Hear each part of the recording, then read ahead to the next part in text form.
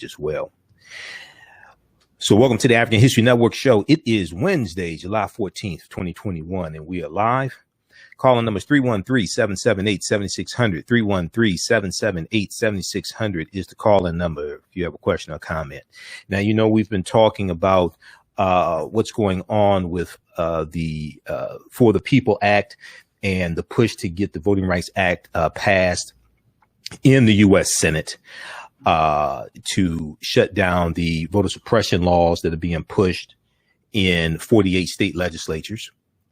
And today, now, last Friday, when I was on Roland Martin Unfiltered, I talked about how corporations have been silent largely over the past couple of months or so, as this new round of voter suppression laws have been pushed and getting passed as well. There are about 18 states that have passed voter suppression laws. We see that in Texas, we see that the Texas Democrats, is 51 Texas Democrats from the Texas State House, they are meeting with U.S. senators in Washington, D.C. But also, this story came out today dealing with how more than 150 companies back update to Voting Rights Act. More than 150 companies are backing an update to the Voting Rights Act, and they are specifically talking about the John Lewis Voting Rights Bill. Okay, the John Lewis Voting Rights Bill. Now, it's good that these 150 companies are finally speaking up. Companies like Pepsi and Amazon and Target, companies that African Americans spend tens of billions of dollars with each year. Okay, in total. But signing your name on the letter and actually putting economic pressure on Republicans in these state legislatures and telling them that if you pass this bill, we will not donate any more dollars to your campaigns. That's something entirely different, because that is actually what needs to happen. What actually needs to happen is they need to tell them, if you push this bill through, we will not give you any more financial support for your campaigns. That is what actually needs to happen. So we'll talk about this new development here. There's an article from NBC News about it. And then we see that now this story I did not get a chance to talk about on yesterday's show. And I said I want to make sure we talk about it today. This deals with Jamaica. Okay, now a lot of people go to Jamaica for vacation, or they go to get their groove back, like Stella got her groove back. But when we talk about Jamaica, a lot of people don't make the connection between Jamaica and slavery so much. So Jamaica plans to seek reparations from Great Britain for slavery. There was an article from Reuters.com from July 12th dealing with this, as well as FacetoFaceAfrica.com has a piece on this also. Jamaica plans to ask Britain for compensation for the Atlantic slave trade in the former British colony, a senior government official said, under a petition that could seek billions of pounds in reparations. And Face to Face Africa had an article dealing with how Jamaica was going to petition the Queen of England for reparations. And they should, because the royal family is a family of colonizers. As I've said before, the royal family is a family of colonizers. Okay. So now those on Facebook, you all should be able to hear me on Facebook. Okay. The royal family is a family of colonizers. I'm not calling them colonizers because they're white. I'm not calling them colonizers because of the film Black Panther. I'm calling them colonizers because 100 years ago, 1/5 of the world population lived under British rule. They were colonizers. They colonized 1/5 of the world population. Okay. So we'll give you an update on what's going on in Jamaica. And then it was the story I was looking for from yesterday when we talked about an update on what's going on in Haiti. There was a story that I saw from different outlets. Suspect in assassination of Haitian President Jovenel Moïse is former DEA source. Okay, now more and more questions come out each day. This whole scenario gets stranger and stranger. We talked about the doctor yesterday, who is possibly suspected of being involved in orchestrating the assassination. And then we see NBC News has this piece here. Suspect in assassination of Haitian President Jovenel Moïse is former DEA source. Okay. So we'll talk about this as well. One of the suspects arrested in the assassination of President Jovenel Moïse is a former confidential source for the U.S. Drug Enforcement Agency. The agency said the DEA admitted that one of the suspects who was arrested, who's believed to be involved in the assassination of President Jovenel Moïse, is a former confidential source of the DEA. Now, that doesn't necessarily mean that if this person was involved in the assassination, that this was orchestrated by the DEA, but it does mean the DEA is admitting that this person is a former confidential source. The news was reported by the Miami Herald, because I first saw this story from the Miami Herald. The news was reported by the Miami Herald, which said the suspect was first arrested over 20 years ago after allegedly providing false information for a U.S. passport application. Okay. So we'll talk a little bit about that. And then Cuba. Cuba is in the news. There's protests in the streets of Cuba. And when we look at Cuba, we see that they are protesting beyond this. The reason why they're protesting goes beyond the embargo and the pandemic.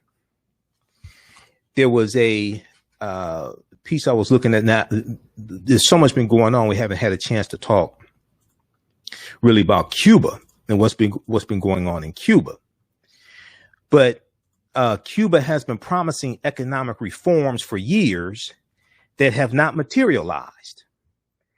People don't have hope in getting out of the crisis, said an economist. Now, Cuba has been grappling with acute shortages of food and medicine throughout the pandemic.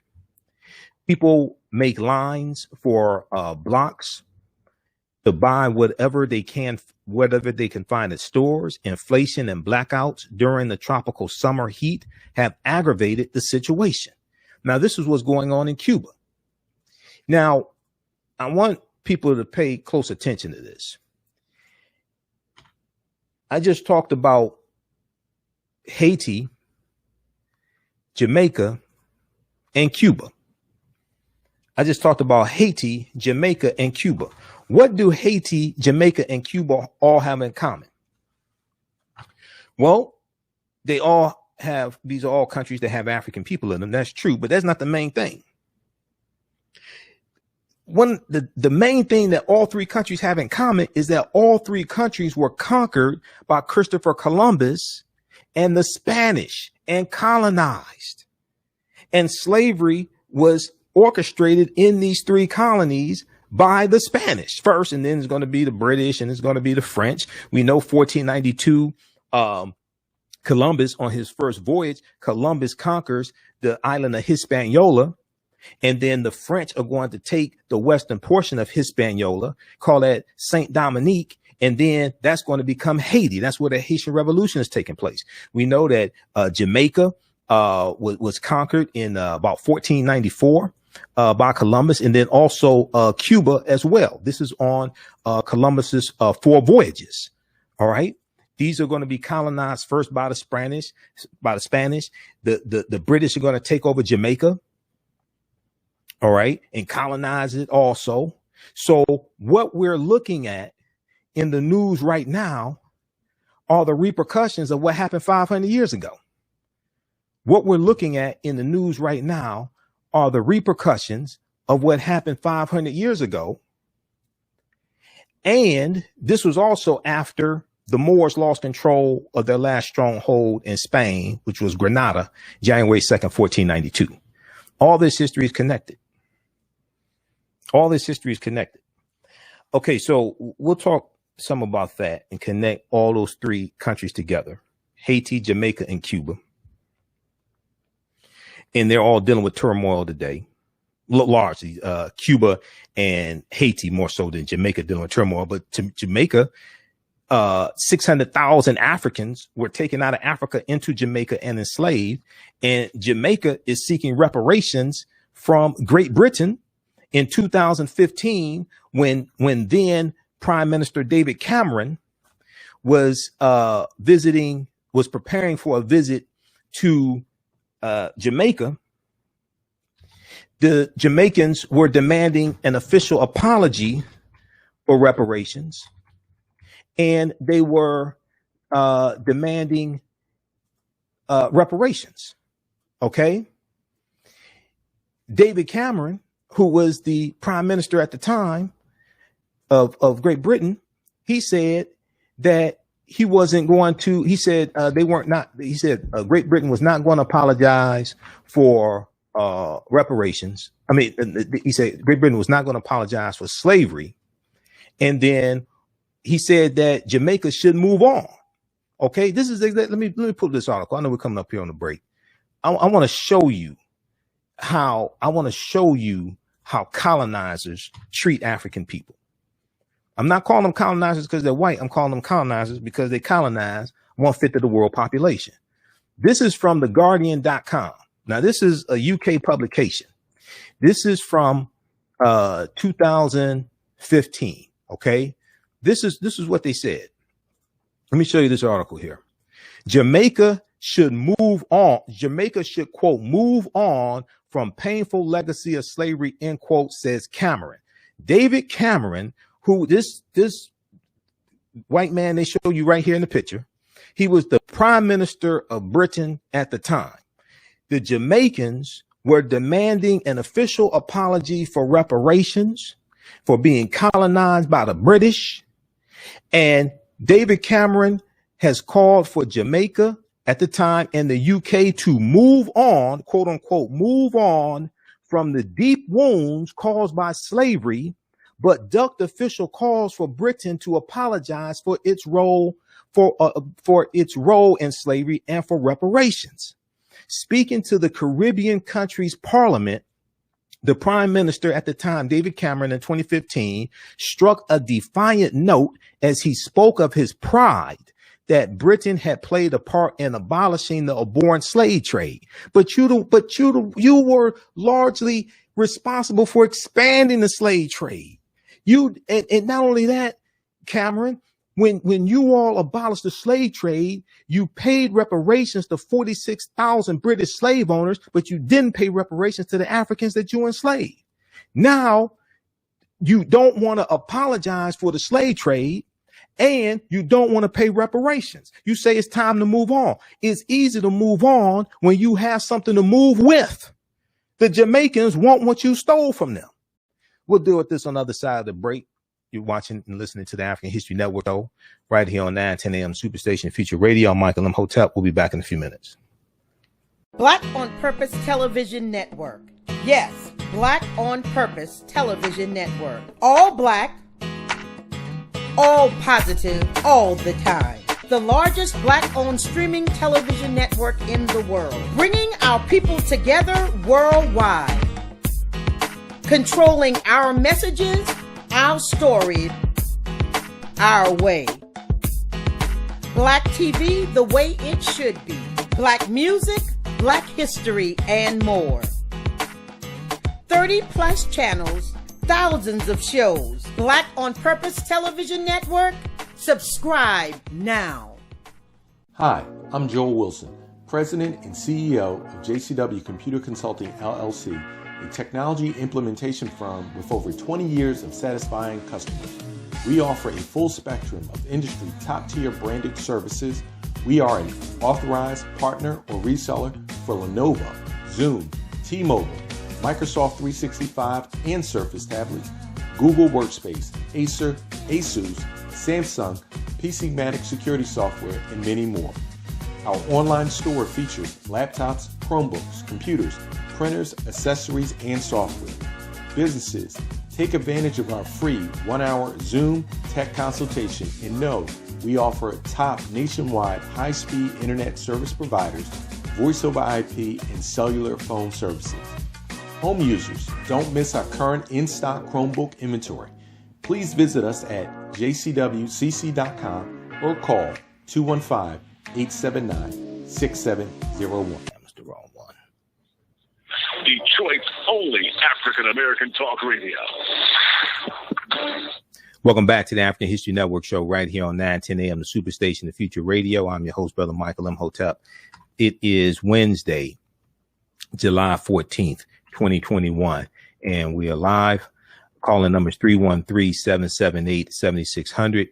313-778-7600 is the call-in number. If you have a quick question or comment, 313-778-7600. Okay, right before the break, we were talking about more than 150 companies have backed updating the Voting Rights Act, and they're talking about the John Lewis Voting Rights Act, which still has not been completely written. It still has to be completely written. The For the People Act, that is ready to be voted on. Okay, that needs to get passed also. In the Senate, it's already been passed in the House of Representatives. And we're going to go to clip one here in just a second, Shakita. Also today, I want to do a follow-up to the story that we dealt with yesterday, dealing with this brother right here, Hervis Rogers, okay, in Texas, okay, to show you how the history of the past is still affecting us today. We know Texas came into the Union as a slaveholding state in 1845.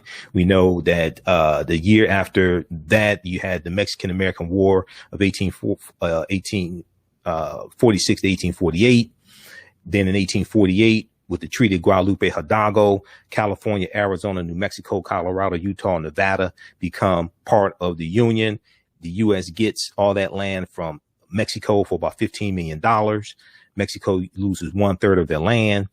Texas State Constitution of 1876 had what's known as purity of the ballot box, had a clause, purity ballot box. They discriminated against African Americans voting. We know in Texas they had all white primaries in 1918, where African Americans were not able to vote in Texas. Okay, now we talked about this story yesterday. This brother Hervis Rogers of Houston, Texas, was arrested for allegedly voting at a Texas, allegedly voting in March 2020.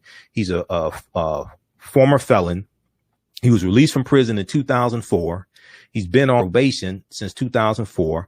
His probation was set to run out in June of 2020. Okay. In 1995, Hervis Rogers was arrested and sentenced to 25 years in prison for burglary and intent to commit theft. He was put on parole May 20th, 2004, and his parole was set to end June 13th, 2020. Okay. Now we talked about this yesterday. He's being charged with 2 counts of illegally voting. Okay. Each count, his bail was set at $100,000. All right. Now I want people to understand he didn't kill somebody on the way to voting. He didn't kill somebody while he was standing in line for almost 7 hours to vote. He's being prosecuted by a no good prosecutor in Texas, Ken Paxton, Republican, Trump supporter. Okay. Who was begging Trump, who was trying to get a pardon from Trump also, by the way. And he's being charged with 2 counts of illegally voting. Each count, he can get up to 20 years in prison. He's looking at 40 years in prison. Okay. And the arrest, so he was arrested He was prosecuted by Texas Attorney General Ken Paxton's office for allegedly voting illegally. They said that they said in the state of Texas, you're not eligible to vote until you have completed parole. He's been out of prison. He's been out of prison for 16 years. He's been out of prison for 16 years, and he thought he could legally vote. Okay. You're not going to stand in line for almost 7 hours to commit a felony. Then he did a media interview right after he voted, because he was the last person in line to vote. If you're going to commit a felony, you're not going to do a TV interview afterwards. This brother's bail was set at $100,000. He didn't kill anybody. He didn't rob anybody here when he was voting. Okay. His bail was set at $100,000. Okay. But now you have a whole lot of people who will complain about this. Now, as we said yesterday, the ACLU Texas is helping him, and they help his bond as well. But the Attorney General is an elected position. Attorney General is an elected position. So all the people who say voting doesn't matter, explain to me, why are they trying to pass these voter restriction bills in Texas to make it harder for people to vote? And Texas is becoming less white, and a lot of Republicans are scared of this. And they're trying to make an example out of Herbert Rogers, and this brother could get 40 years in prison for voting once. And it's not like he impersonated somebody. It's not like he voted 10 times. He voted once. Okay.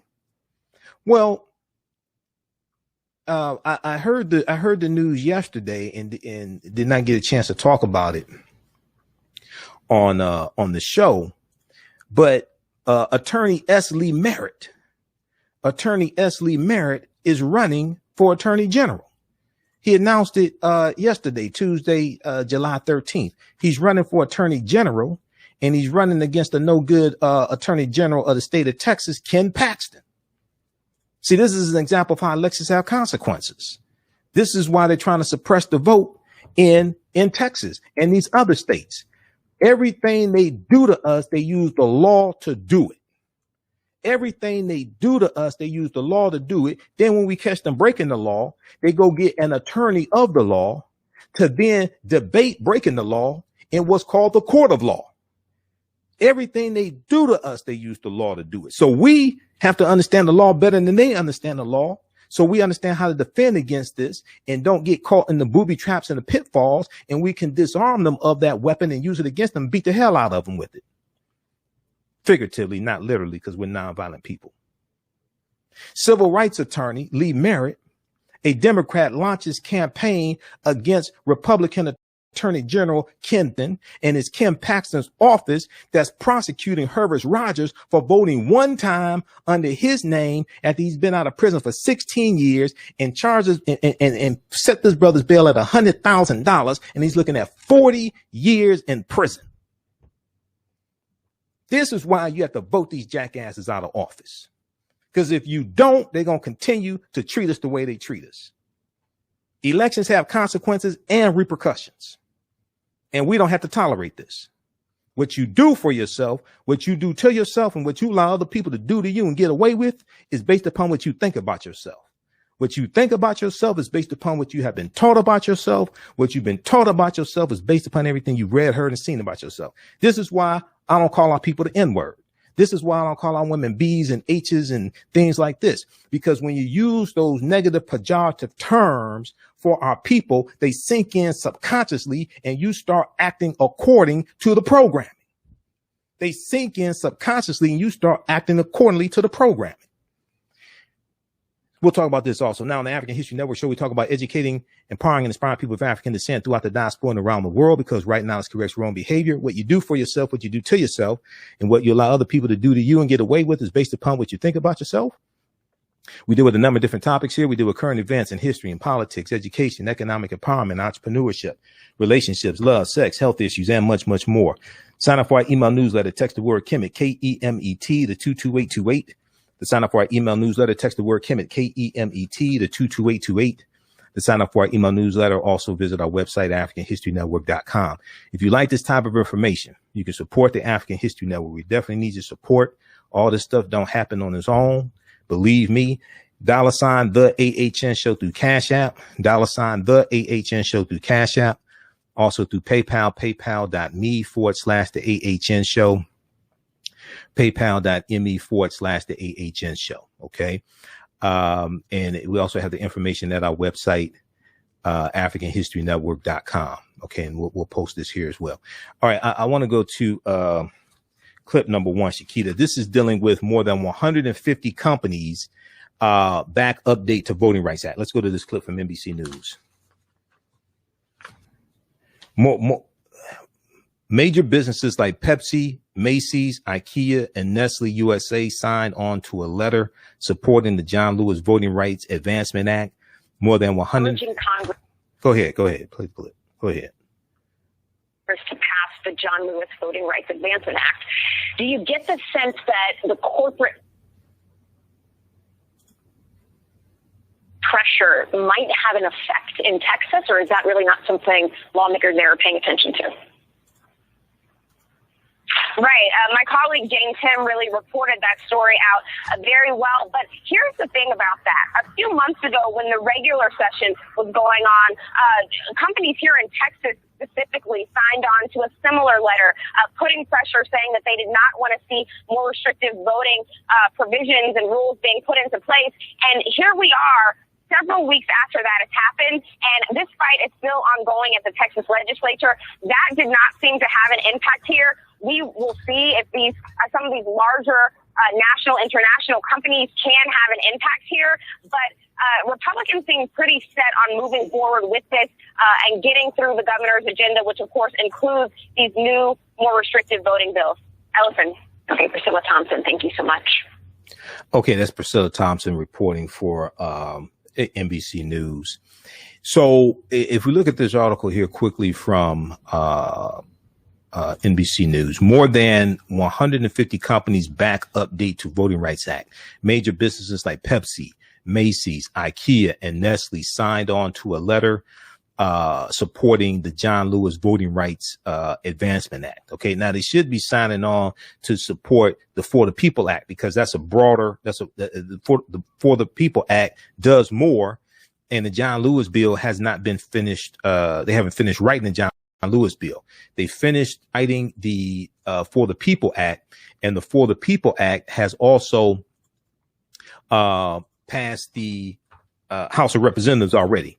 It passed the House of Representatives, and it's in the Senate right now. Okay, so if we look at this article here from NBC News, let me go to this here.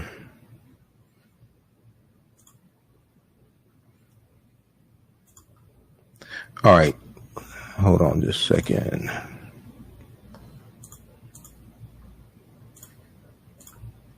Okay, so the signatories are all U.S. employers. More than 150 companies have put their support behind updating the Voting Rights Act in a letter released on Wednesday, July 14th, 2021.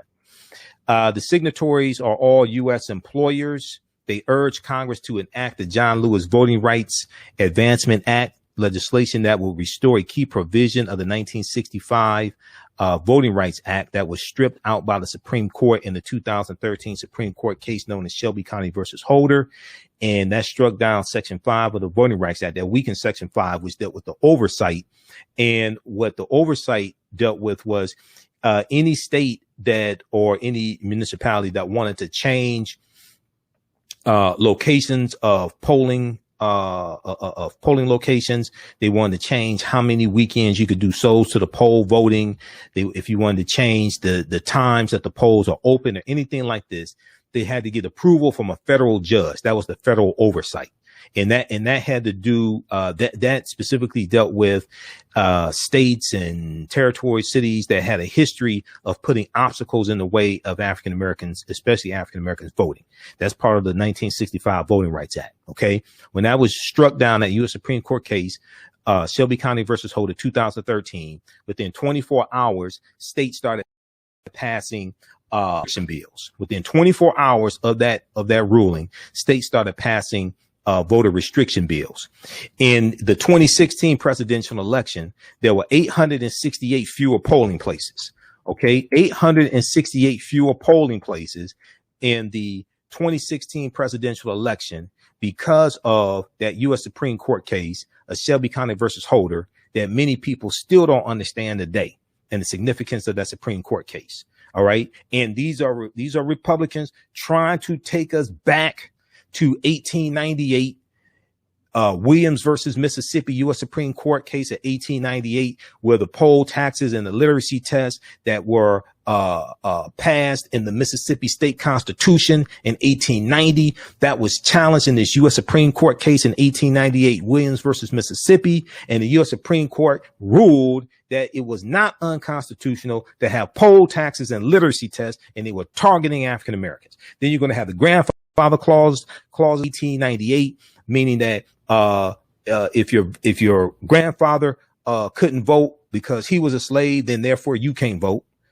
Okay. Or if your grandfather could vote, then you can vote. Okay. Read this article from thenation.com. There are 868 fewer places to vote in 2016 because the Supreme Court gutted the Voting Rights Act. We're still feeling the repercussions today from this. Nearly half of counties that previously voting changes with the federal government have cut polling places this election. Now, this is from November 4th, 2016. This was 4 days before the November 8th, 2016 presidential election that Donald Trump won because he won the electoral college votes in Michigan, Wisconsin, and Pennsylvania. Okay. He won those three battleground states by 78,000 votes, and he won the electoral college votes associated with Michigan, Wisconsin, and Pennsylvania. All right, because many of us still don't understand how the electoral college works. So when I hear people say, "Oh, the popular vote doesn't matter," the popular vote does matter. It's the popular vote per state that matters. It's the popular vote per state that matters, because the way you win the electoral college votes associated with a state to get the 270 electoral college votes overall to become president-elect is by winning the electoral college votes associated with a state. Well, how do you win the electoral college votes associated with a state? You have to win the popular vote in the state. This is why all this is connected. You have to win the popular vote in a state like the state of Michigan, the state of New York, to get the 16 electoral college votes associated with the state of Michigan to become president-elect. Okay, so Joe Biden became president-elect. Well, it was a few days after, because they were still counting and they were figuring out in Arizona what's going on. But Trump became president-elect the morning of November 9th, 2016, because he exceeded 270 electoral college votes. Okay, it's not because electoral college voted, because electoral college doesn't vote until the first Monday following the second Wednesday in December.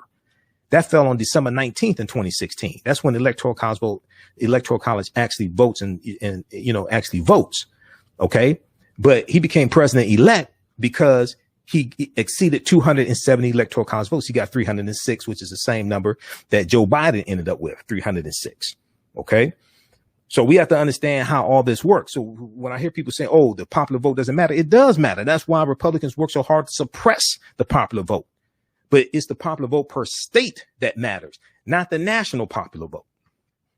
So you got this right here, 868 fewer polling places in 2016. Okay. They impacted not just the 2016 presidential election.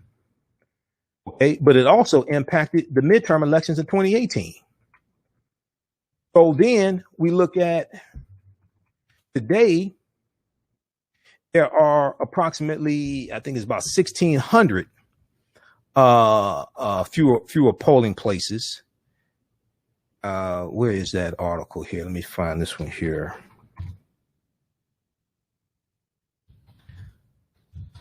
About 1,600 fewer polling places. Yeah. Newsmax had an article. Mother Jones is the one I want right here, from motherjones.com.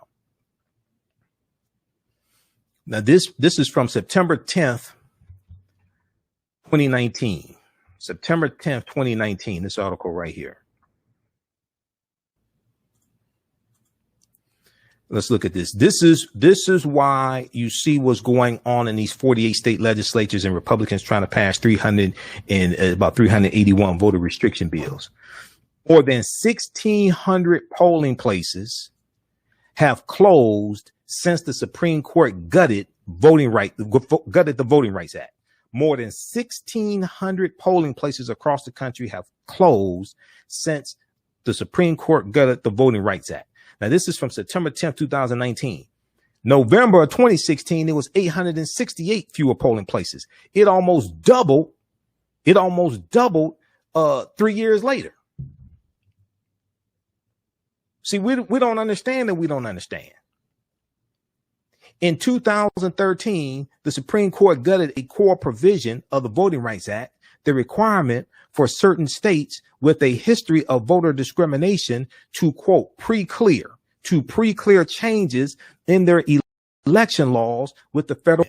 For decades, the 1965 law helped secure the right to vote for hundreds of thousands of people in 9 states, as well as certain jurisdictions in 6 other states, which had such a history of discrimination against minorities.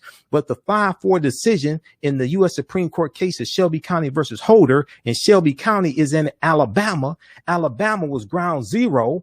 Alabama's where Selma was. That's where the Selma to Montgomery March was in 1965. That's where Bloody Sunday was, March 7th, 1965. And they were trying to, the civil rights protesters were trying to cross the Edmund Pettus Bridge. Okay. Alabama was ground zero for the Voting Rights Act, in the fight for the Voting Rights Act in 1965. But in the 5-4 decision in Shelby County versus Holder, the court ruled that the coverage formula for determining those jurisdictions subject to preclearance was outdated and therefore unconstitutional. Okay. Everything they do to us, they use the law to do it.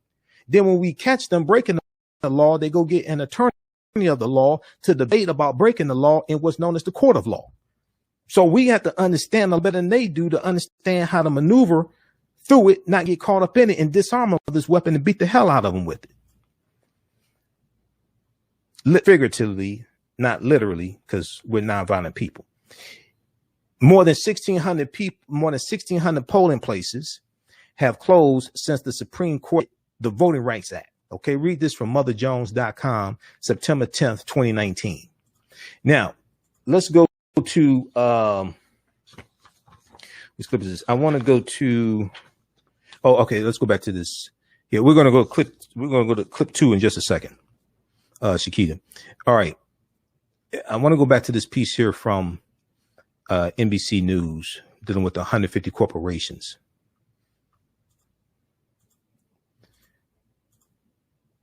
Oh, also this one here from Associated Press is really important. This explains the difference between, this article explains the difference between the John Lewis Voting Rights Act and the For the People Act. Okay, read this piece here from read this piece here from the Associated Press. The difference between Democrats' 2 voting bills, June 9th, 2021. We'll talk about this on tomorrow's show. All right, now let me go back to this one here from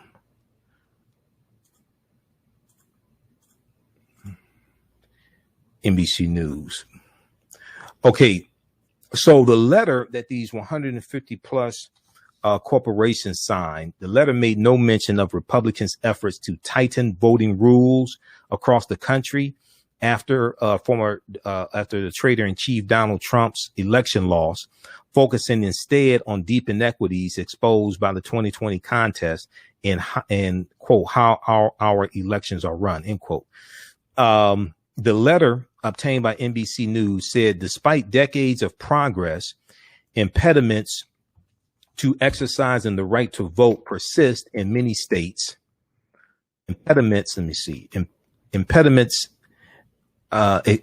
to exercising the right to vote persists in many states, especially for communities of color. We need federal protections to safeguard this fundamental right for all Americans. The letter stated.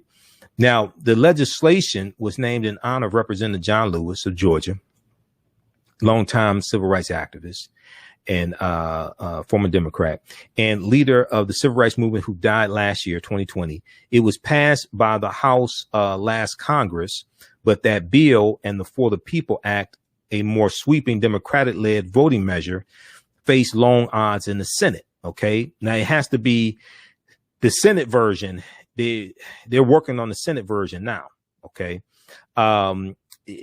President Joe Biden, who has faced growing pressure from Democratic activists and even close allies to more aggressively, Joe Biden, who has faced growing pressure from Democratic activists and even close allies to more aggressively push the issue of voting access, repeated his call for Congress to pass those bills in a speech yesterday. So we talked about that on yesterday's show. Now, the letter comes after dozens of Texas Democrats fled the state of Texas for Washington, D.C. to try and block a restrictive voting law from being passed. The members of the state house will attempt to run out the clock on a special session of the legislature while lobbying Congress for federal legislation, particularly the For the People Act.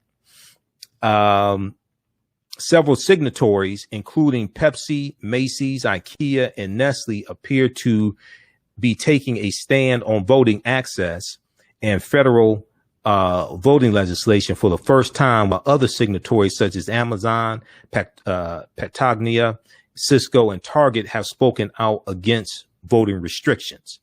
Okay. This spring, hundreds of corporations and business leaders voiced support for voting rights and opposed Republican-led restrictions being considered or enacted in states like Georgia and Texas. Now, in the month of June, this did not get a lot of coverage in the month of June. In the month of June, more than 70 companies said they supported passage of the For the People Act, Democrats' priority piece of voting legislation. It was filibustered by Senate Republicans the very next day. Now, this is good that these corporations are saying this. What they're not saying is that they're not going to give any more money to Republicans in the state legislatures that vote for these restrictive bills. So because that's what they really should be saying. You can sign the letter, but you need to put some force behind these words and tell these Republicans in these state legislatures, if you sign these voter restriction bills, we're not going to give you any more funding. We're not going to make any more donations to your campaigns. Okay, so check out this piece here from NBC News. Now, I want to go to this next story, and I need to send you this clip here. We want to talk about Cuba next and what's going on with Cuba. So while we get that queued up, we get that together. Let me, okay. Sending you clip 2 and 3.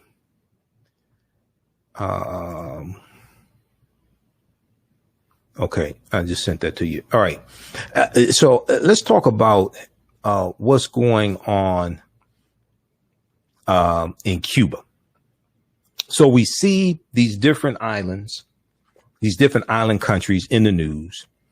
We see chaos in Cuba as well as in Haiti.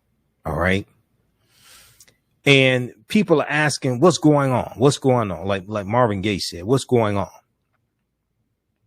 Well, we're looking at the consequences of what happened 500 years ago. We're looking at the consequences of what happened 500 years ago.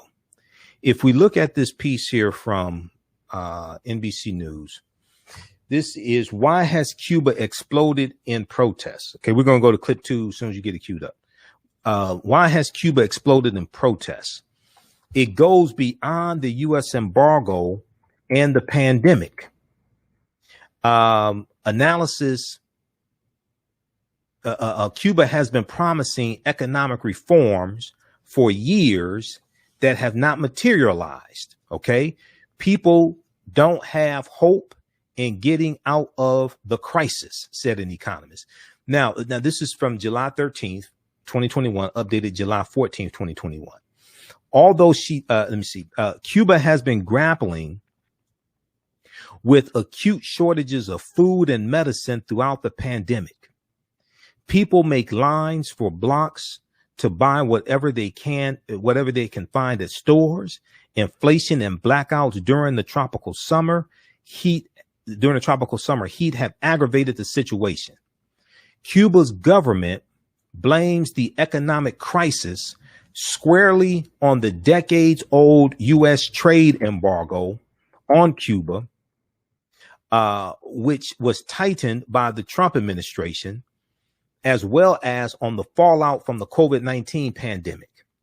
In a speech on Monday, President Miguel Diaz-Canel said the U.S., quote, politics of economic asphyxiation, end quote, was having a cumulative effect on Cuba. I want to go to this clip here. This is from NBC Nightly News. Inside the anti-Cuban government showdown. I think this is the right one. Yeah. Inside the anti-Cuban government showdown, many Cuban Americans are worried about family members in Cuba, where people are grappling with dire food shortages, rising COVID-19 cases, and a communist dictatorship that is cutting off the internet while protesters cry out for help. Let's go to this clip. Third day of protests in Miami. A change coming, and it's time for a change. Some demonstrators blocking traffic.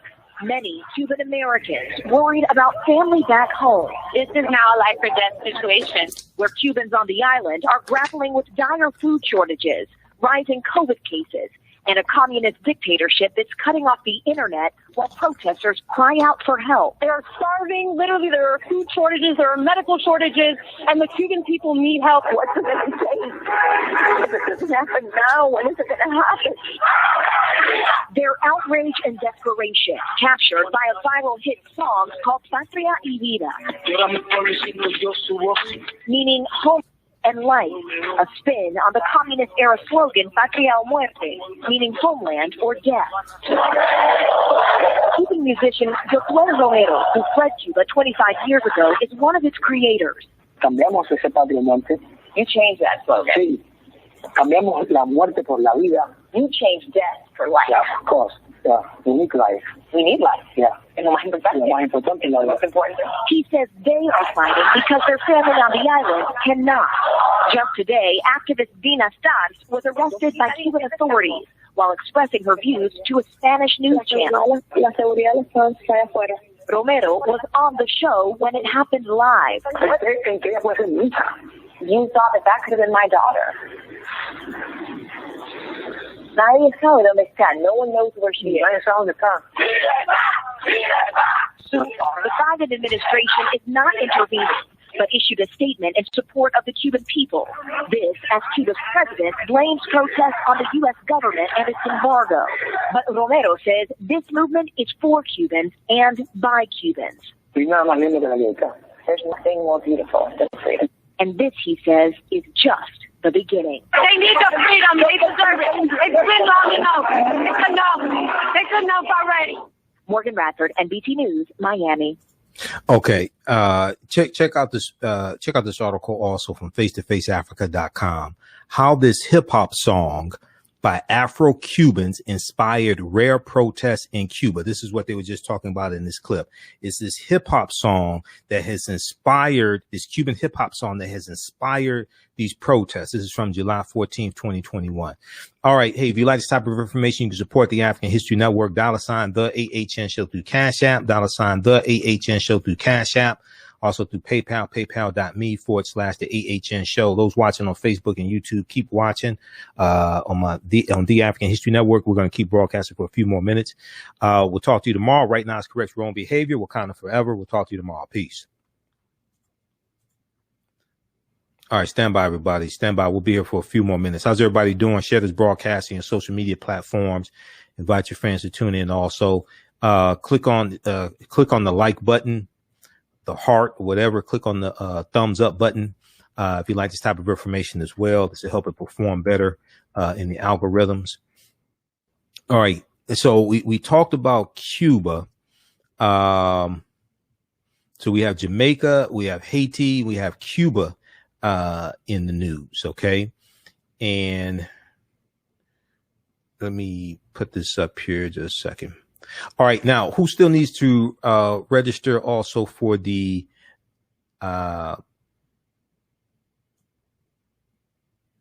who still needs to register for the 10-week online course that I teach on Sundays? Ancient Kemet, the Moors, and the Maafa, understanding the transatlantic slave trade, what they didn't teach you in school. This is a 10-week online course that I teach. This class meets on Sundays, 2 p.m. to 4 p.m. Eastern Standard Time. We deal with thousands of years of history and deal with what led up to the transatlantic slave trade taking place. If you visit our website, AfricanHistoryNetwork.com, AfricanHistoryNetwork.com is right on the homepage of our website. And you scroll down, click on register here. So this class, we do the class live. All the sessions are recorded. You can go back and watch it over and over again. Next class is Sunday, July 18th. Okay, click right here, register here, takes you to the next page, and click on enroll. The class is regularly $130. It's on sale $80. Do a PowerPoint presentation. We have book references, articles, video clips, guest speakers, and we deal with ancient Africa, ancient Kemet, ancient Egypt, Ethiopia, Nubia. We deal with great African civilizations, Ghana, Songhai, Mali. We deal with the 800-year occupation of Europe by the Africans known as the Moors, and we deal with what leads up to the transatlantic slave trade taking place so we can better understand it. All right. And that greatly impacts what we're dealing with today. The legacy of the Civil War, Juneteenth, Reconstruction, Jim Crow era, all that impacts what's taking place today. So we just posted the link here. As soon as you register, you can start watching the content. You can start watching the class that we just did Sunday. And then also, as a bonus, you'll get the content from, I have a Saturday class of the Saturday section of the class that's wrapping up. And you'll get that course content as well. So you get classes 1 through 9 of the Saturday class. And you can start watching that content also as soon as you register. It's on demand. You can ask questions during class. Also, we have a live text chat. So you can see me. I can't see you, but you can ask questions in class as well. All right. So let's continue. We'll be here for a few more minutes. I want to go to this next this story here dealing with Haiti and this update from Haiti. This is we talked briefly about this yesterday, but I was looking for this article and didn't have a chance to find it on Tuesday's show. Suspect in assassination of Haitian President Jovenel Moïse is former DEA source. Okay. So this story, you know, this whole thing gets the more information comes out, the more questions I have. Okay. The more information comes out, the more questions I have behind this assassination.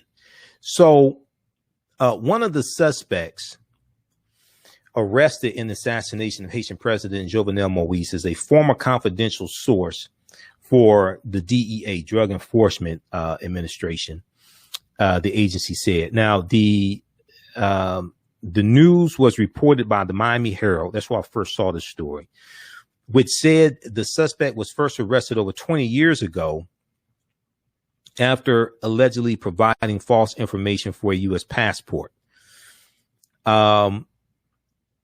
The DEA said in a statement to NBC News, quote, at times, one of the suspects in the assassination of Haitian President Jovenel Moïse was a confidential source to the DEA. confidential source to the DEA following the assassination of President Jovenel Moïse. The suspect reached out to his contacts at the DEA. Okay. Following this assassination. So apparently he gets arrested. So he's a former informant of the DEA. So he calls the DEA, try to get him out of this fix or something, calling for help. A DEA official assigned to Haiti urged the suspect to surrender to local authorities, and along with a U.S. State Department official, provided information to the Haitian government that assisted in the surrender and arrest of the suspect and one other individual. The DEA did not name the suspect, but two law enforcement officials identified him as Joseph Gertond Vincent. Now, federal court records show that Vincent was arrested in November 1999 and charged in a D.C. court with making false statements on his passport application by giving an incorrect name and place of birth. He was sentenced to 2 years probation. Okay, sentenced to 2 years probation. Before his probation ended, Vincent was ordered to live in a community correction center in Florida for violating the terms of his sentence. All right, so we know President Moïse was killed July 7th, Wednesday, July 7th, after a group of assassins ambushed his Port-au-Prince home in what acting Prime Minister Claude Joseph called a highly coordinated attack. All right, so we have that story as well. So if there are any more important updates, we'll try to let you know what's going on there. Check out this article here from NBCnews.com that they picked up from the Miami Herald. Suspect in assassination of Haitian President Jovenel Moïse is former DEA source. Okay, so let me see. Post that link there. All right, now I want to go back to the story dealing with Jamaica.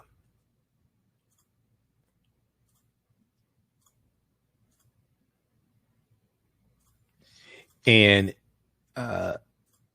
this was a story from Reuters. Also, face-to-faceafrica.com has one dealing with Jamaica petitioning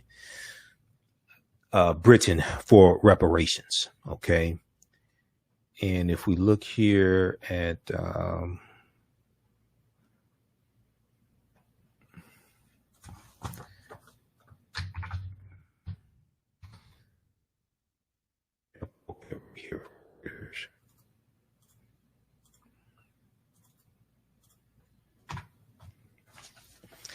all right, Jamaica plans to seek reparations from Britain over slavery.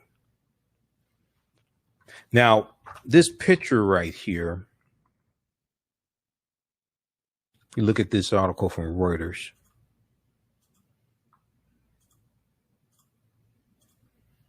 Okay, how's everybody doing? Share this broadcast. Okay. Yeah, share this broadcast on your social media platforms. All right, and invite your friends to tune in. Okay, so if we look at this piece here from Reuters, there is there's a picture here, and it shows them throwing a statue. This is a statue, is a 17th century slave trader, Edward Colston. We've talked about Edward Colston here on the show before. They're throwing a statue of Edward Colston into the water after protesters pulled it down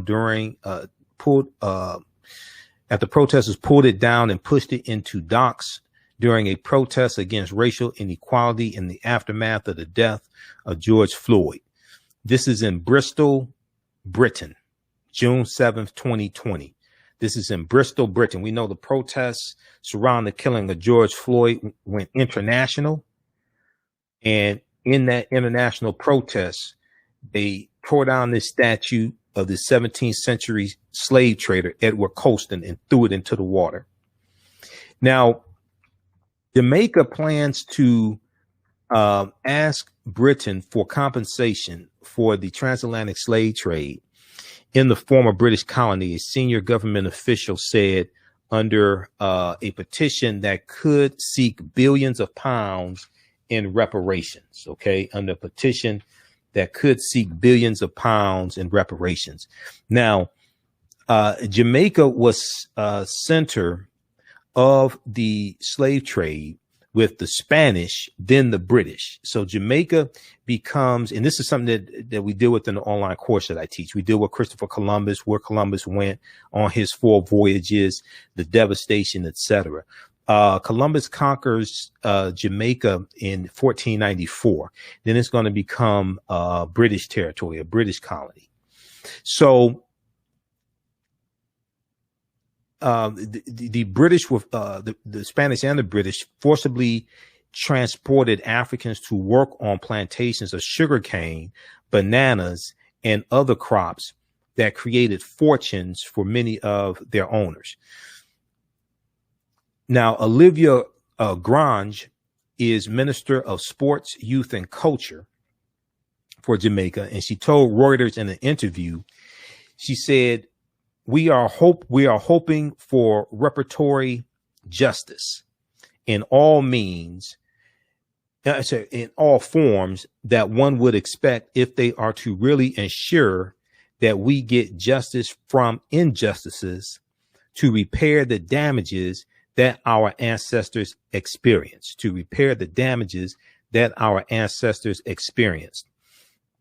She said, our ancestors were forcibly removed from their home and suffered unparalleled atrocities in Africa to carry out forced labor to the benefit of the British Empire.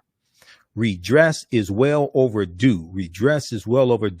Now, an estimated 600,000 Africans were shipped to toil in Jamaica, according to the National Library of Jamaica. Seized from Spain by the English in 1655.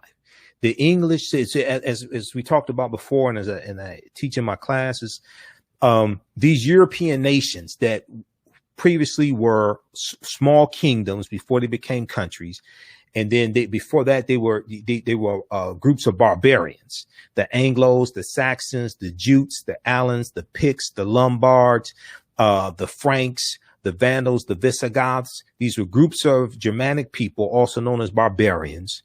These different European groups were fighting each other for hundreds of years, killing each other for hundreds of years. They organized themselves into kingdoms. Then they organized themselves into nation states. And then these nation states are continue to fight one another. Then when these new islands, these new lands are being uncovered, they're fighting each other and killing each other for the wealth that's being extracted from these new lands. So you're going to see Britain, you see the Portuguese are the first ones involved in the transatlantic slave trade in 1441. You're going to see the Spanish right behind them. You'll see the English come in later, but then the British, but then they're going to take territory from the Spanish.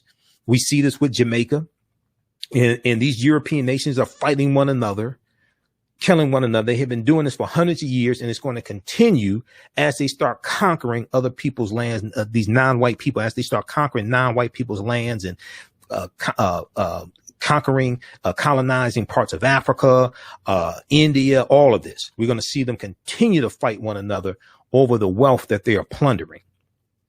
So we see that the Spanish under Columbus conquer Jamaica in 1494.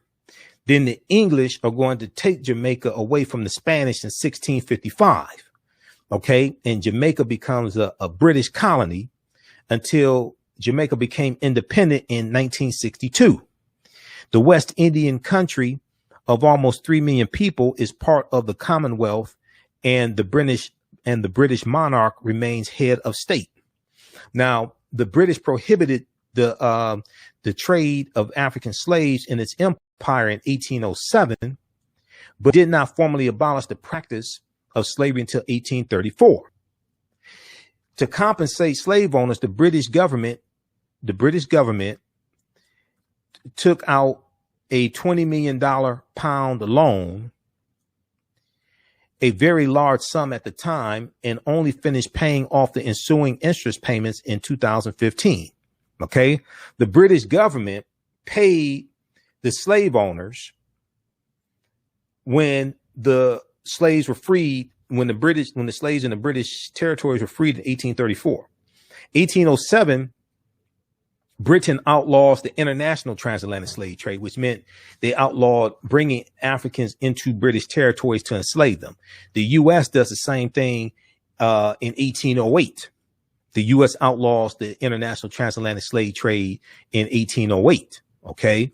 But slavery was allowed to continue in Great Britain until 1834, the enslavement of African people, and it was allowed to continue in the U.S. to 1865. If we look at this piece here from AtlantaBlackStar.com, this deals with how reparations were paid to British slave owners. Okay. Britain compensated 46,000 slave owners, but would not pay slavery reparations. David Cameron builds Jamaican prison. This is from September 30th, 2015. And this dealt with the Jamaicans in 2015, demanding an official apology for slavery, and also demanding that, Britain pay reparations to Jamaica. Okay, this is what we're talking about in the article from the Guardian. So read this one here from AtlantaBlackStar.com. Britain compensated 46,000 slave owners, but would not pay slavery reparations. David Cameron builds Jamaican prison instead. Then if we look at the piece again here from TheGuardian.com that we talked about at the beginning of the show, Jamaica should move on from painful legacy of slavery, David Cameron says. Okay. So when we go to these places, and in some of the, these places were beautiful, of course, before they were conquered by Europeans, but we have to understand what happened in these lands that oftentimes we go vacation in, these islands, that are supposed to be an island paradise. I guess it was a paradise before colonizers came in and colonized and killed our people and enslaved them. But if we look at this piece here, this is from 2015. Speaking to the Caribbean country's parliament, the prime minister at the time, David Cameron, struck a defiant note as he spoke of his pride that Britain had played a part in abolishing the abhorrent slave trade, without highlighting its historic involvement in the transfer of slaves from West Africa and ownership of slaves in the Caribbean, like Jamaica. Okay. It's like when people, you have certain people, they want to talk about the abolitionist movement during slavery, but don't want to talk about the atrocities of African people being enslaved. Yeah, it was good that you had abolitionists, but why were they enslaved in the first place? So he called for the two countries to move on from this painful past and continue to build for the future. Well, David Cameron is easy, and Queen Elizabeth and all the other royals and Prince Harry and everybody else. It's easy to move on when you have something to move with, because a lot of the wealth that you have was built on the backs of exploiting African people. So it's easy to move on when you have something to move with. Now, his trade trip to Jamaica in 2015 was the first for 14 years by a UK prime minister. It had been overshadowed by the issue of slavery. David Cameron was warmly received by a military band playing God Save the Queen on arrival at the airport, and received a huge hug from the country's prime minister, Portia Simpson Miller. However, during the trip, high-profile politicians and campaigners drew attention to a distant relative of David Cameron's, General Sir James Duff, who was compensated for losing 202 Jamaican slaves in 1833 when the slave trade was abolished. See, Great Britain paid about 46,000 slave owners reparations, but they didn't pay reparations to the Africans who were enslaved. He has also been pressed to atone, David Cameron, at the time British Prime Minister, has also been pressed to atone for slavery personally and on behalf of the UK by Bert Samuels, a member of the National Reparations Commission, and Simpson Miller publicly raised the issue of compensation after their bilateral talks. In response, David Cameron initially did not address the issue of reparations or an apology, telling UK media he was in the country to talk about trade and the future, just not the slave trade. But speaking to the National Parliament in Kingston, he made clear the UK wanted to draw a line under the legacy of slavery. He said, while there is indeed much to celebrate about our past, it would be wrong to do so while ignoring the most painful aspects of it, period, which should never be forgotten, and from which history has drawn the bitterest of lessons. He went on to say, quote, slavery was and is abhorrent in all forms. It has no place whatsoever in any civilized society, and Britain is proud to have eventually led the way to its abolition.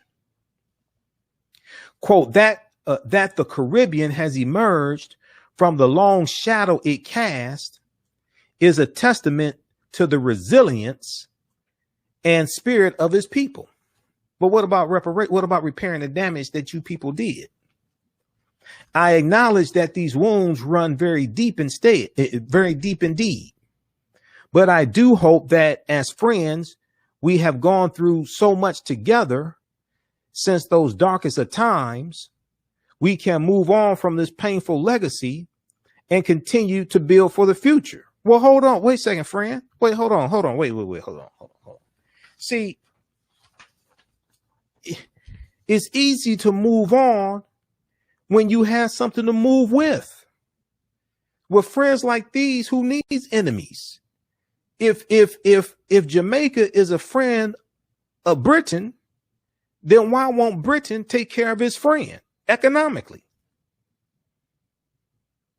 If Jamaica is a friend of Britain, he said, I acknowledge that these wounds run very deep indeed, but I do hope that as friends who have gone through so much together since those darkest of times, we can move on from this painful legacy and continue to build for the future. But see, the pain is one way.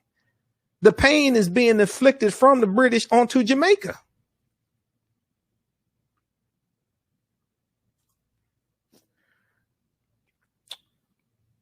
All right. So read the rest of this. This is from 2015. See, this is why they're coming back. The Jamaicans are coming back, trying to seek reparations again. Jamaica should move on from painful legacy of slavery. That's what a friend said. This is from theguardian.com, September 30th, 2015. This is the consequences and repercussions of what happened 500 years ago, over 500 years ago. We talked about Hervis Rogers on yesterday's show.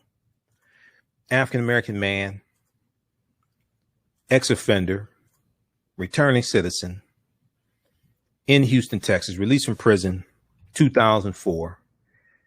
He votes in March 2020, Super Tuesday. He's in line for almost 7 hours. He's the last person in line. He's the last person in line, and he did a media interview afterwards, and his story went viral. As we said on yesterday's show, he's being prosecuted by Ken Paxton, the Attorney General of Texas, Republican, Trump supporter. His bail was set at $100,000. He's charged with 2 counts of illegally voting. He's been out of prison 16 years. He thought he could legally vote. He didn't kill anybody. Okay. They're charging with 2 counts of illegal voting. Each count, he can get up to 20 years in prison. In 1995, Herbert Rogers was arrested and sentenced to 25 years in prison for burglary and intent to commit theft. He was out on parole May 20th, 2004, and his parole was set to end June 13th, 2020. He votes in March 2020 thinking he can legally vote. He's been out 16 years. Now he has a job. He works. I bet you he pays taxes. If he pays taxes and can't vote and has been out of prison for 16 years, that's called taxation without representation. That's what I call that. That's taxation without representation. Now, Rogers was one of millions of people in America without the right to vote because of laws in a number of states, including Texas, prohibiting formerly convicted felons from participating in elections while still on parole. Okay, he was arrested on last Wednesday in the South Acres neighborhood in Houston, and he voted in Harris County. But the Attorney General's office is prosecuting the case in Montgomery County. Rogers, so they moved counties on him. They moved it to they prosecuted him in a more Republican dominated county. Rogers is charged with 2 counts of illegal voting. His bail set at $100,000. He's represented by the ACLU of Texas, okay, and Nicole DeBoard Hochglaub, Hochglaub, okay, Hochglaub. He's released on bail. Okay, they put up the raised bail for him. Mr. Rogers is being held in jail on an extremely high bail amount that he cannot afford for what amounts to simply attempting to fulfill his civic duty. This is not justice, said ACLU of Texas legal director Andre Segura. Because Herbert Rogers voted before his parole was scheduled to end, he was legally ineligible to cast a ballot on election day despite being registered to vote, said a spokesperson with the Harris County Attorney's Office last year in 2020. Okay, so he thought he could legally vote. All right. He wasn't purposely trying to break the law. So we talked about this yesterday, and Joanne Reed on the Readout on July 12th did a story, and she interviewed somebody from the ACLU about Herbert Rogers' case. Okay. And then on Tuesday, July 13th, Tuesday, I saw this story here from Texas Tribune.org, TexasTribune.org.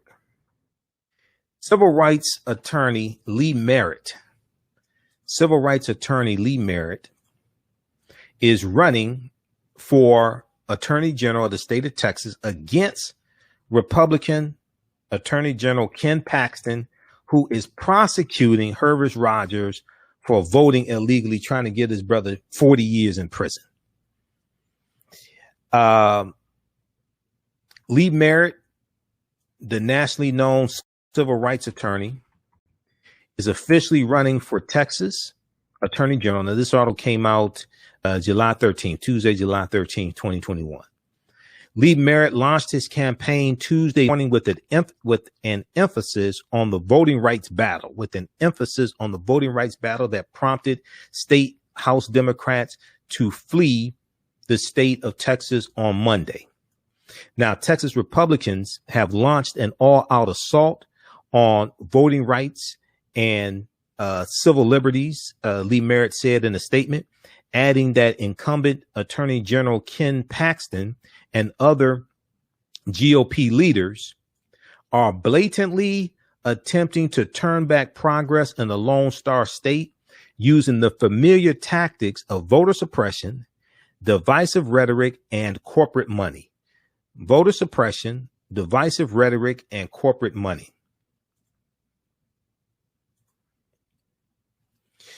Lee Merritt said, this campaign is a response from the people of Texas. Merritt said in March of 2021 that he would run for attorney general, but would make a formal announcement at a later date. Now, S. Lee Merritt, who lives in the Dallas, Texas area, is nationally recognized for his representation of families of African Americans killed by police, including Botham John in 2018, and Botham John's family in 2018. He also served as co-counsel for George Floyd's family as well. And we remember Botham John, the Dallas, Texas man, shot dead by an off-duty police officer in his own apartment. Now, S. Lee Merritt's campaign announcement will come on the heels of the House Democrats leaving Texas for Washington, D.C. in a bid to deny the quorum, the 2/3 majority, the quorum for the Texas State House to vote on Republicans' priority elections bill. The House is scheduled to convene at 10 a.m. on Tuesday for the first time since Democrats voted from the state. We know that Republicans voted to have the Democrats arrested, but they're out of state. So the Texas Rangers don't have jurisdiction out of the state of Texas. They voted, the Republicans voted to arrest them and have them brought to the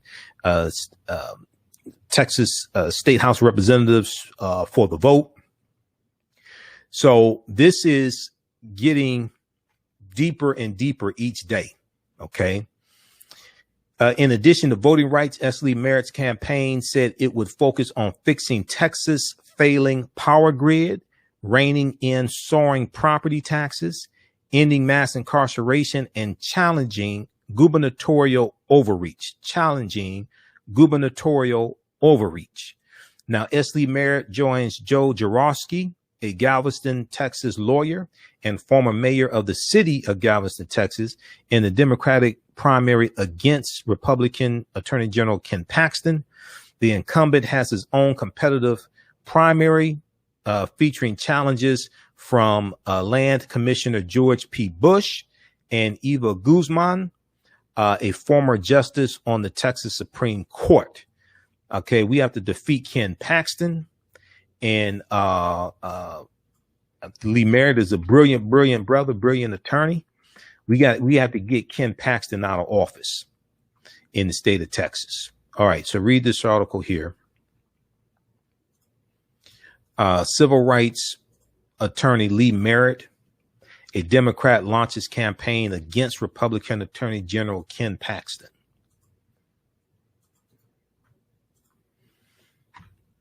Okay. All right. How's everybody doing? Okay. We've got David. We've got M. Mills. Okay. If you'd like this type of information, also, you can support the African History Network, $, the AHN Show through Cash App, $, the AHN Show through Cash App, and also through PayPal, paypal.me/the AHN Show, paypal.me/the AHN Show. Here's our official Cash App account, $, the AHN Show, SHOW, and that's our official Cash App tag. It also shows my name there. It says Michael, and it shows my picture. These other ones are fake African History Network Cash App accounts. That's not me. If you try to support us and you send it to one of these fake African History Network Cash App accounts, let Cash App know through the app, and hopefully they'll refund your money. Okay. Same thing happened to Roland Martin as well. Cause I talked to Roland about this. I sent Roland this graphic that I created. I talked to Roland a couple of days ago. Same thing happened to him. There were fake, people set up fake, Roland Martin unfiltered, Cash App accounts. All right.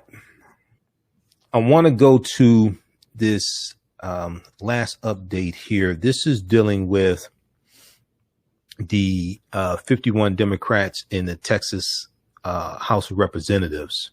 Texas Democrats meet with supportive senators in voting rights, seeking to sustain momentum.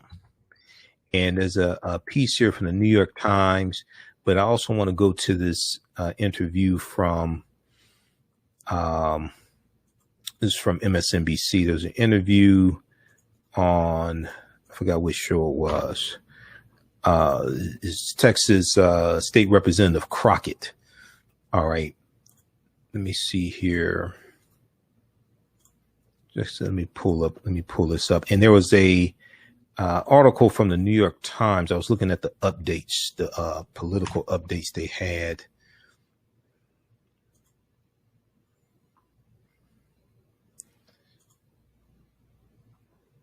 Let me pull that one up. All right, here, just a second. Let's go to the politics update.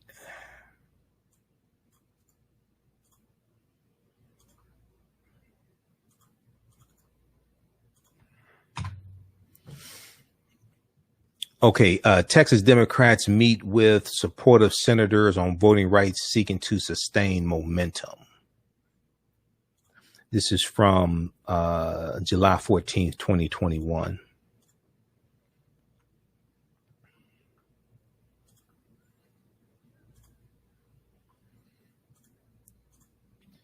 And then I want to pull up this clip here also. This was on, I forgot which show that was.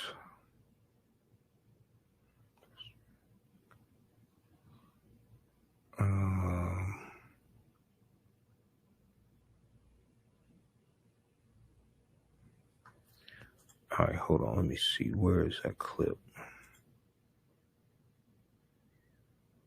Also, the NAACP offers bail to any Texas House Democrat arrested for blocking racist voting restrictions. We posted that article from blackamericaweb.com on our Facebook fan page, the African History Network, today.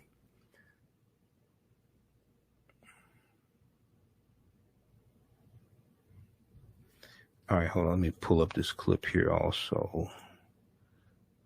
Okay, we'll go to that in just a second. Let's look at this article here. Texas Democrats meet with supportive senators on voting rights, seeking to sustain momentum. So day 2 of the Texas Democrats campaign in Washington to pressure Congress to enact federal voting rights protections was much like the first day, packed with meetings with supportive senators, cable television appearances, and a news conference. This time it was Democratic state senators who stood before cameras on Wednesday inside a conference room at a Washington hotel. The event was moved indoors from outside the Capitol to avoid the midday heat, to reiterate their pledge to remain outside Texas until the state's special legislative session expires next month, okay, in August. Okay, the special session expires in August. Now, okay, yeah, that was with Eamon Mohadeen. Texas State Representative Jasmine Crockett spoke with Eamon Mohadeen today, and we're going to cue that clip up. All right. So the contingent of reporters who gathered for the event was smaller than the press corps that congregated outside the Capitol a day earlier to see Texas state representatives at their first appearance in Washington. The Democratic state senators echoed their state House colleagues who have blocked Republicans from doing business by denying a quorum to operate in arguing that they were in Washington on a working trip, not a vacation. They're in Washington on a working trip, not a vacation, as Republicans have portrayed the trip. Now, the state House Democrats came to Washington in an effort to stop Republicans from enacting new restrictions to voting laws in Texas. The party's state senators failed to deny a quorum in that chamber because 4 of their colleagues stayed in Austin, Texas. State Senator Royce West, one of the lawmakers who spoke in Washington, said, "We're not fleeing. We're working here today. We're working here today." All right. I want to go to, and now also a delegation of, let's see, you had some who met with other members of the group mentioned that they had met with sympathetic Democratic Senators Chuck Schumer of New York and Majority Leader Elizabeth Warren. Now, a delegation of Texas Democrats has a meeting scheduled on Thursday, July 15th, with Senator Joe Manchin of West Virginia.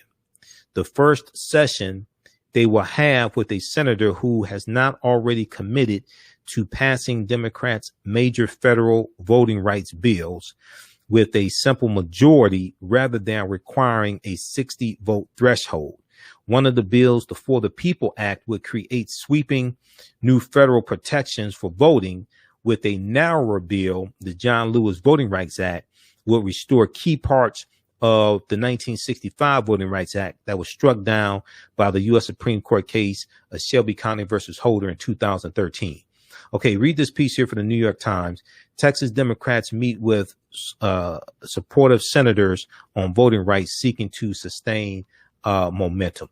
Okay, I want to go to this clip here from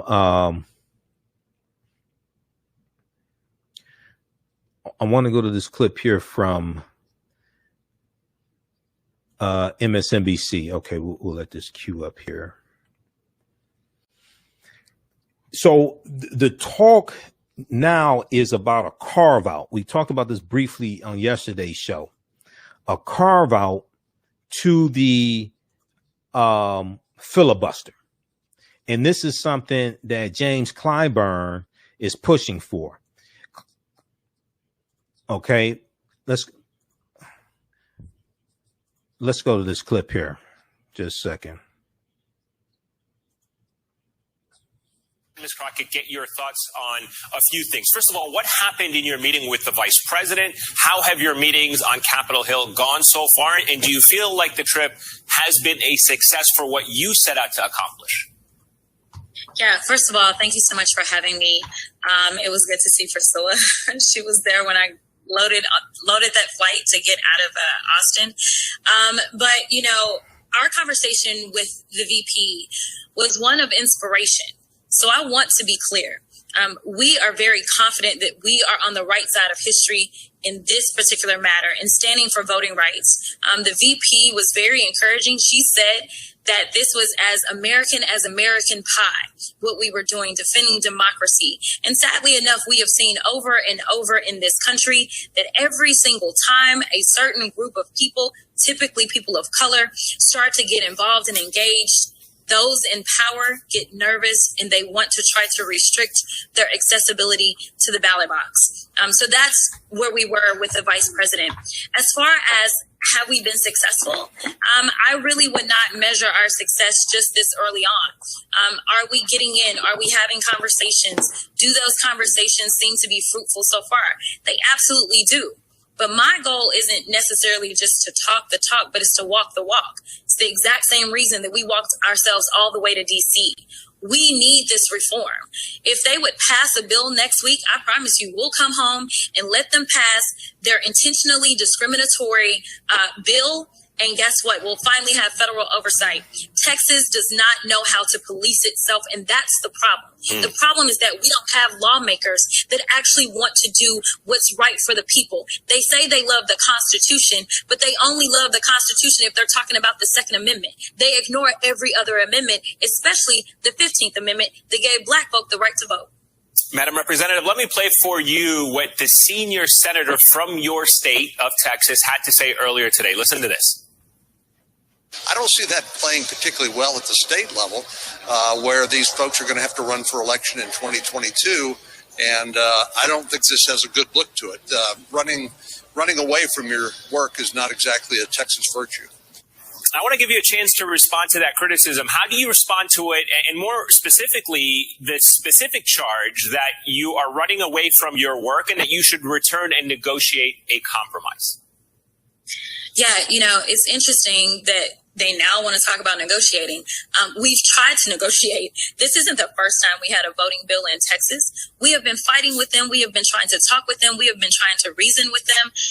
Earlier, after we killed that last bill, I kept saying, I don't understand why we're negotiating with terrorists in the first place. Because all we got this session was Republicans that decided to terrorize us with things like permitless carry, with things like abortion bills, saying that any and everybody could sue someone and get at least $10,000. Now they want to try to act like they care about teachers. Guess what? I signed on to the legislation for the 13th check. That was not a priority for the Republicans. The Republicans have the majority in the House, the Senate, and they have the governor's mansion. If they cared about teachers, they would have took care of teachers before they started worrying about everybody having guns and making Texas the wild, wild west. So I appreciate the senator acting like he cares about my election, but I'll take care of mine. And at the end of the day, I am not running so that I can just win another election. I am running to represent people. I am running to protect the Constitution from all and to protect us from all threats, domestic and foreign. And right now, there's a domestic threat that is pending and is lurking right here in the United States, right here in the state of Texas. All right. That was Texas State House Representative Jasmine Crockett. All right. That sister is brilliant. That sister is brilliant. She said, I don't understand why we're trying to negotiate with terrorists in the first place. All right. She was speaking with Eamon Mohadeen on MSNBC. That was from July 14th. 2021, Eamon Mohadeen one-on-one with Texas State Representative who broke quorum. All right, we'll post this link here. Okay, lastly, we've got, let's see here. Let's post that. All right, this piece here, James Clyburn was interviewed by Rachel Maddow Tuesday, July 13th on the Rachel Maddow show. Now, and also today and yesterday, they were talking about the story that Politico wrote. And this deals with the carve out to the filibuster. And this could be a solution to get the For the People Act passed, as well as the John Lewis Voting Rights Act. Cause it's not clear that you'll have any Republicans supporting the John Lewis Voting Rights Act either, actually voting for it.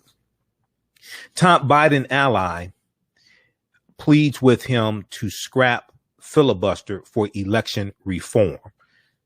Top Biden ally pleads with him to scrap filibuster for election reform. Representative James Clyburn said it's time for the president to embrace more aggressive changes to the Senate rules. Okay.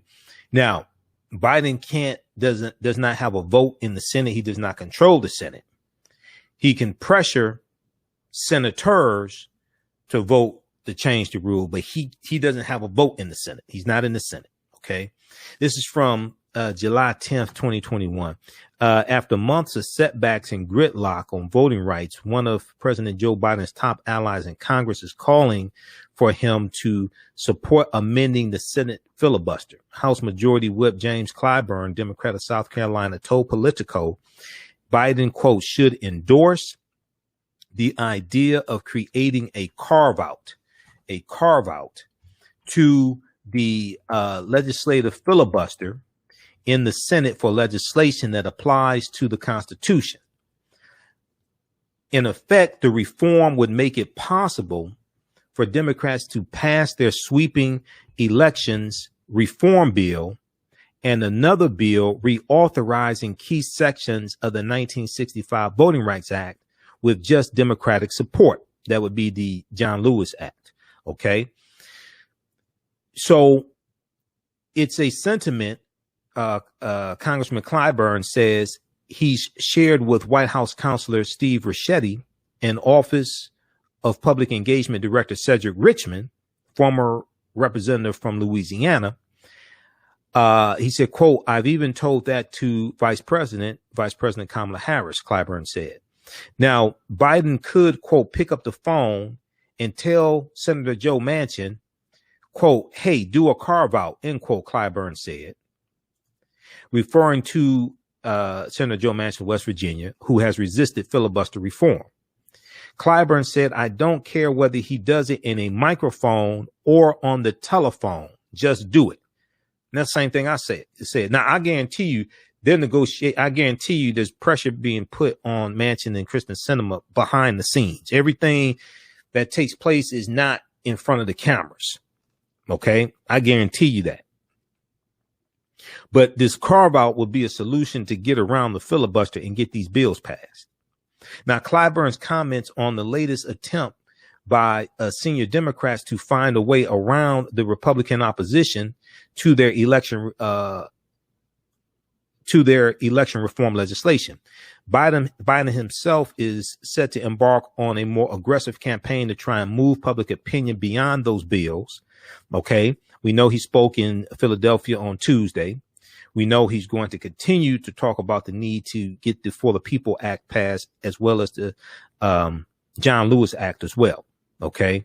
And they met today on the infrastructure bill. He met with senators today on the infrastructure bill, but you have to continue putting pressure. But this carve out is a solution to get around the filibuster.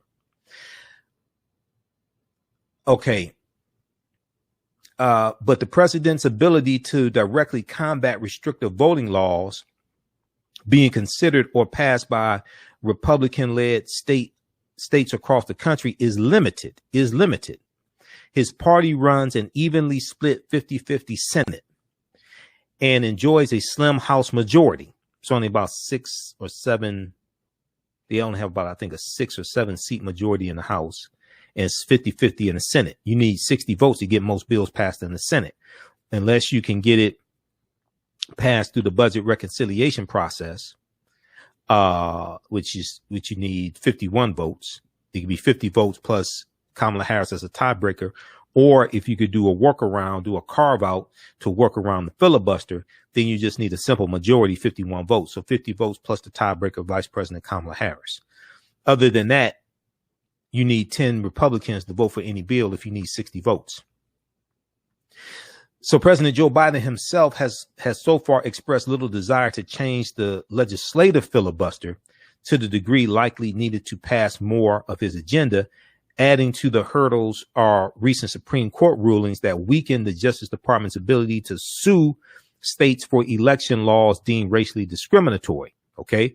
But the carve out may be something that you can get support on from both Biden and Joe Manchin.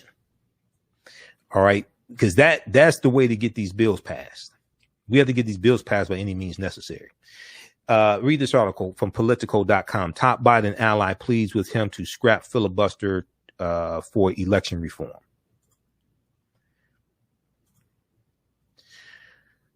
Okay.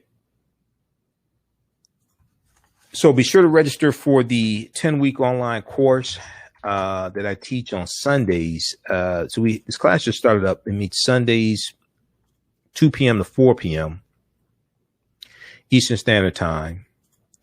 Ancient Kemet, the Moors, and the Maafa, understanding the transatlantic slave trade, what they didn't teach you in school. Kemet, one of the original names for Egypt, meaning land of the blacks. Ancient Kemet, the Moors, and the Maafa, understanding the transatlantic slave trade, what they didn't teach you in school. We deal with ancient Africa. We deal with the Nile Valley region of Africa, what it introduced to the world. We deal with the 800-year occupation of Europe by the Africans known as the Moors and what they took into Europe. Next class is Sunday, July 18th, 2 p.m. to 4 p.m. Eastern Standard Time. All the sessions, we do the classes live. All the sessions are recorded. So they're archived. You can go back and watch them over and over again. On the homepage of our website, click on register here, then click on the next page where it says enroll. You can enroll in the course. It's regularly $130, on sale $80. As soon as you register, you can start watching the archive content. You can watch the class we just did this past Sunday. And you'll be ready for this Sunday's class. Okay, we have to get out of here. Remember, at the African History Network, we focus on educating, empowering, and inspiring people of African descent throughout the diaspora and around the world. Because right now it's correct wrong behavior. It's not over till we win. Wakanda forever.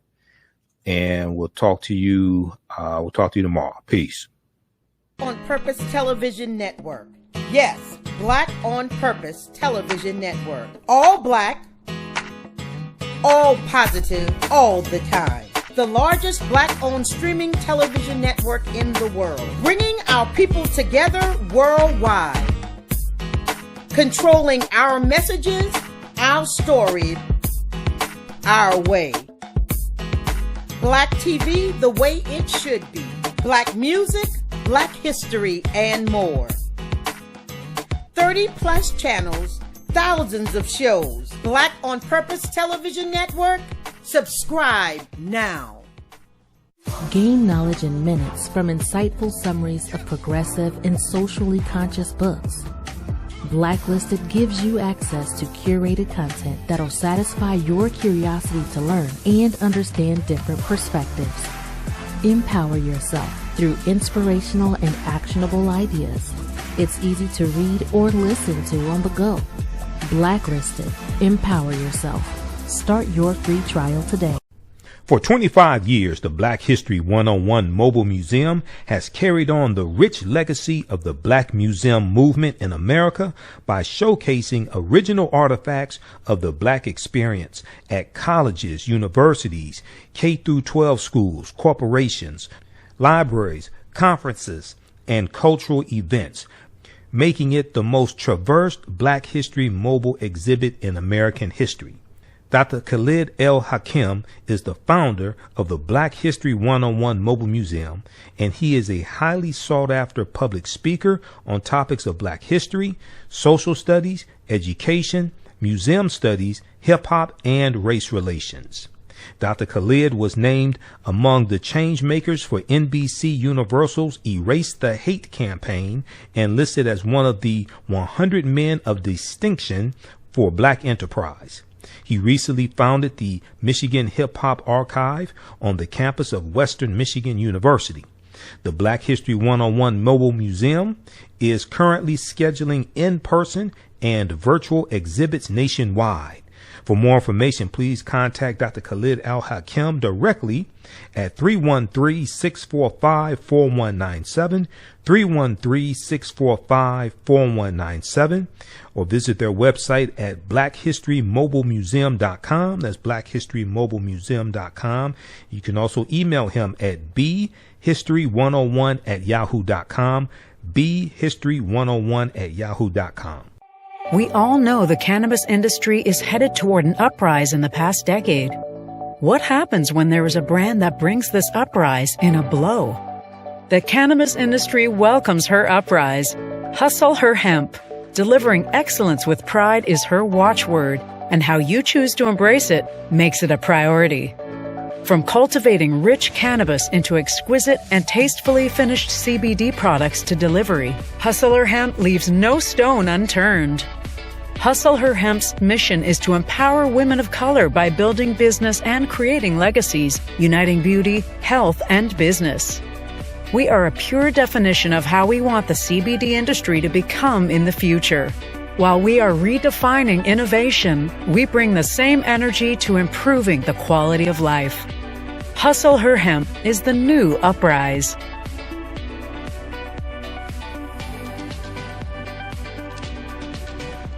Hi, I'm Joel Wilson, President and CEO of JCW Computer Consulting LLC, a technology implementation firm with over 20 years of satisfying customers. We offer a full spectrum of industry top-tier branded services. We are an authorized partner or reseller for Lenovo, Zoom, T-Mobile, Microsoft 365 and Surface tablets, Google Workspace, Acer, Asus, Samsung, PCmatic security software, and many more. Our online store features laptops, Chromebooks, computers, printers, accessories, and software. Businesses, take advantage of our free 1-hour Zoom tech consultation and know we offer top nationwide